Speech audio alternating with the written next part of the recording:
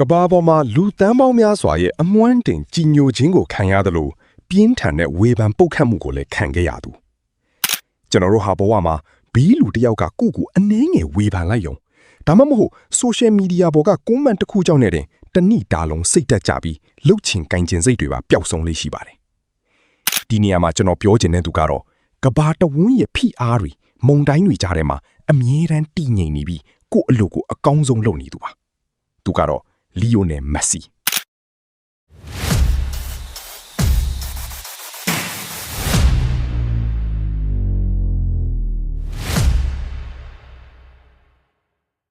ဟုတ်ကဲ့ဒီနေ့ဗီဒီယိုမှာတော့မက်ဆီရဲ့စုဖလားတွေအကြောင်းကိုဘေးဖယ်ထားပြီးတာမန်လူတစ်ယောက်ရဲ့နေ့စဉ်ဘဝမှာတကယ်အသုံးချလို့ရမယ်မက်ဆီရဲ့နေထိုင်မှုပုံစံ lifestyle နဲ့စိတ်ဓာတ်ပိုင်းဆိုင်ရာ mindset ကနေကျွန်တော်တို့အတွက်ဘယ်လိုလေ့လာနိုင်မလဲဆိုတာဗီဒီယိုအဆုံးထိအတူတူသွားလိုက်ရအောင်ဗျမက်ဆီယာကပအလင်းစူးစူးတွေအောက်မှာနေရသူဖြစ်လို့လူတကာရဲ့ချီးမွမ်းသံနဲ့ကဲရဲ့သံတွေကိုအထင်သာကြားနေတယ်ဗျဒါပေမဲ့သူဟာအဲ့ဒီစူညံသံတွေနောက်ကိုဘယ်တော့မှလိုက်မပါသွားဘူးဒီနေရာမှာကျွန်တော်တို့ဟာပတ်ဝန်းကျင်ကလူတွေကိုယ့်အပေါ်ဘာပြောမလဲကိုယ့်ကိုအထင်ကြီးမလားကွဲရမှာအပြစ်တင်နေမလားဆိုတာကိုအလွန်အမင်းစိုးရိမ်တတ်ကြတယ်ဗျလုပ်ငန်းခွင်ကကဲရဲတံတစ်ခုကြောင့်နဲ့တင်ကိုယ့်ရဲ့ဒိုပမင်းပျော်ရွှင်မှုဟော်မုန်းတွေကျဆင်းပြီးစိတ်တက်ပါကျဆင်းသွားတယ်ဒါကိုမက်ဆီကဘယ်လိုတုံ့ပြန်လဲဆိုတော့သူဟာလေရင်စီးတဲ့အခါနှချက်တက်ပြီးတချင်းနားထောင်ရင်ကိုယ့်ကဘာနဲ့ကိုငြိမ်သက်နေတဲ့ခရီးသည်တယောက်လိုပဲဗျအပြင်မှာမုံတိုင်းတွေဘလောက်တိုက်နေပါစေသူကတော့သူ့အလုပ်ဖြစ်တဲ့ဘောလုံးကစားခြင်းအပေါ်မှာပဲ focus အပြည့်နဲ့အကောင်းဆုံးလုပ်သွားတာပါလူတွေရဲ့အထင်ကြီးမှုကိုခေါင်းထဲထည့်ပြီးဖဝင်မြင့်တက်တာ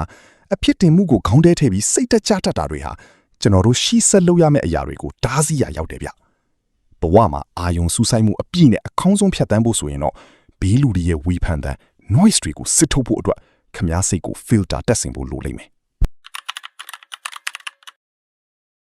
ကဘာအကြော်ကြားမှုနဲ့ချမ်းသာမှုများတဲ့ပုံကိုတယောက်ဖြစ်ပေမဲ့မက်ဆီရဲ့ကွင်းပြင်ပဘွားဟာအလွန်ရိုးရှင်းတယ်ဗျညာဘက်ကလပ်တက်တာအသုံးဆောင်ပစ္စည်းတွေအလွန်အမင်းကြွားဝါတာမျိုးမရှိပဲဇနီးသားသမီးတွေနဲ့အချိန်ကုန်ဆုံးတာကိုပဲအမြဲမြင်တွေ့ရတတ်ပါတယ်ဒါဟာပုံမှန်လူတွေနဲ့ဘာကွာခြားလဲဆိုတော့လူအများစုဟာအောင်မြင်မှုအနည်းငယ်ရလာတာနဲ့အမျှကိုယ့်ရဲ့လူနေမှုအဆင့်အတန်းကိုလူတကာမြင်အောင်ပြသခြင်းကြတယ်စိန်ခံပစ္စည်းတွေအပြင်ပန်းဂုံဓာတ်တွေနောက်ကိုအပြေးလွှားလိုက်ရင်းနဲ့စိတ်ဖိစီးမှုတွေပိုများလာပြီးတဘာဝရဲ့ပျော်ရွှင်မှုအစစ်တွေပျောက်ဆုံးသွားကြတယ်ဗျ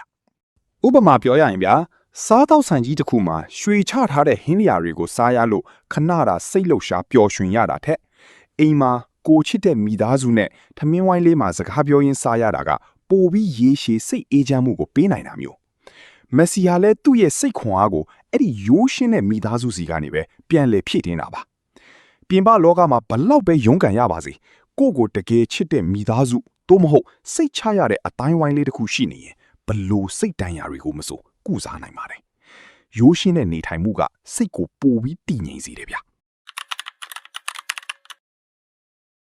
မက်ဆီဟာမီဒီယာတွေရှိမှစကားအများကြီးပြောလို့မရှိပါဘူးသူ့ကိုလူတွေကဝေဖန်တဲ့အခါဒါမှမဟုတ်ပြိုင်ဘက်တွေကကွင်းပြင်ပကနေစိန်ခေါ်တဲ့အခါမှာလဲတုံ့ပြန်စကားပြောလို့မရှိဘူးဗျ